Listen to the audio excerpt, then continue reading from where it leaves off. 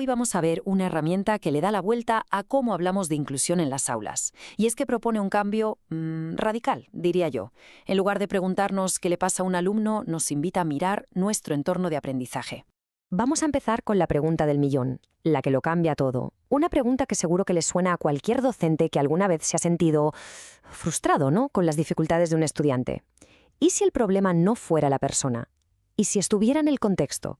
Vale, pues para entender la solución, creo que primero tenemos que ver cuál es el enfoque que, digamos, no funciona. Esa tendencia de siempre de poner el problema en el propio alumno. Esto es que lo hemos visto 1000 veces, ¿verdad? Cuando un estudiante no avanza, la reacción casi automática es buscar la causa en él o ella, que si no tiene capacidad, que si no le interesa, que si tiene un trastorno. Al final, toda la responsabilidad acaba cayendo sobre sus hombros. Mirad, esta tabla lo resume de una forma súper clara. Es el cambio de paradigma, de la noche al día. El enfoque tradicional, el de siempre, se centra en lo que le falta al alumno, en el déficit. Y la pregunta es, bueno, ¿y qué hacemos con este niño? Pero ojo, el enfoque inclusivo le da la vuelta. Mira el contexto, busca las barreras y se hace una pregunta mucho más potente. ¿Qué hacemos para quitar estas barreras? Y aquí, justo aquí, es donde todo cambia. Es el punto de inflexión. Porque al cambiar la pregunta, dejamos de señalar con el dedo al alumno y empezamos a buscar soluciones donde de verdad están, en el entorno. Esta cita de Antonio A. Márquez, que es el creador de la herramienta que vamos a ver ahora, lo clava. El auténtico debate no es el estudiante, es el obstáculo. El foco del problema es la barrera. Muy bien. Entonces, si la pregunta clave es ¿qué hacer con las barreras? Pues necesitamos una forma de encontrarlas, ¿no? Y aquí es donde entra en juego una solución súper práctica y directa, el informe NEAULA. Aquí lo tenemos. Es el Informe de Evaluación de las Necesidades del Aula, o NEAULA. Lo desarrollaron Antonio A. Márquez y el equipo de Aula Desigual. Y su objetivo es muy claro: ayudar a los docentes a darse cuenta de esas barreras que muchas veces ni siquiera vemos, las que están en nuestras propias clases. ¿Pero qué es exactamente? Pues mirad, es una herramienta súper práctica. Básicamente es una lista de cotejo, una checklist muy sencilla que se ha creado con la ayuda de más de 200 profesionales, y sirve para tener una primera idea de cuáles son los obstáculos más típicos en un aula. Simple, al grano y sobre todo útil. Vale, vamos a ver cómo funciona por dentro. Entender su estructura nos va a dar una idea muy clara de hasta dónde puede llegar al analizar un espacio de aprendizaje. El informe se organiza en 2 grandes bloques. La primera parte se mete de lleno en los cimientos del aula, todo lo que tiene que ver con la estructura y la organización.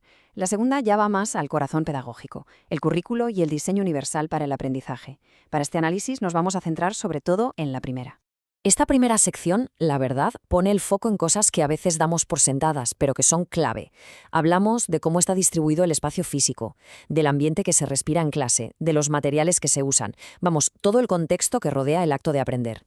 Y no se queda en la superficie, ¿eh? Para ser súper exhaustiva, esta sección se divide en 4 bloques para no dejarse nada. Evalúa los elementos espaciales, los organizativos, los materiales y, súper importante, los elementos relacionales, es decir, cómo nos relacionamos dentro del aula. Y aquí está la clave de su éxito, en mi opinión, la sencillez. Como se ve en el propio informe, todo se basa en una lista de preguntas de sí o no. Esto te obliga a reflexionar de una forma muy concreta. No es un tratado teórico, es una herramienta para coger, usar y empezar a cambiar cosas. Vale, ya tenemos la herramienta. Ahora la pregunta del millón es ¿cómo la usamos para que de verdad sirva de algo? Para empezar a caminar hacia aulas que sean inclusivas de verdad. El propio informe, de hecho, ya nos da 2 caminos, 2 modelos para aplicarlo. Y esto le da una flexibilidad muy interesante porque depende de quién haga la evaluación. Por un lado está lo que llama la heteroevaluación.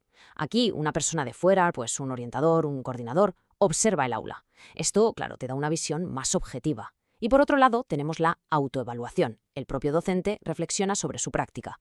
Este segundo modelo, aunque pueda ser más subjetivo, tiene un valor brutal para la reflexión personal y para mejorar como profesional. Pero, y esto es lo importante, da igual el modelo que se use, el objetivo final es siempre el mismo. No se trata de poner notas ni de juzgar a nadie. Se trata de recoger información para proponer mejoras reales, concretas, que ayuden a quitar barreras, tanto en un aula como en todo el centro. Y con esto, volvemos al principio, cerramos el círculo. Si hay que quedarse con una sola idea de todo esto, que sea esta. El foco siempre tiene que estar en la barrera, nunca en el alumno. Y ahora, la reflexión final es para cada persona que se dedica a la docencia. Después de ver esta herramienta y este cambio de perspectiva, la pregunta ya no es algo teórico. Es una invitación a mirar a nuestro alrededor, a nuestra propia aula, y preguntarnos cuáles son las barreras que hay aquí y ahora.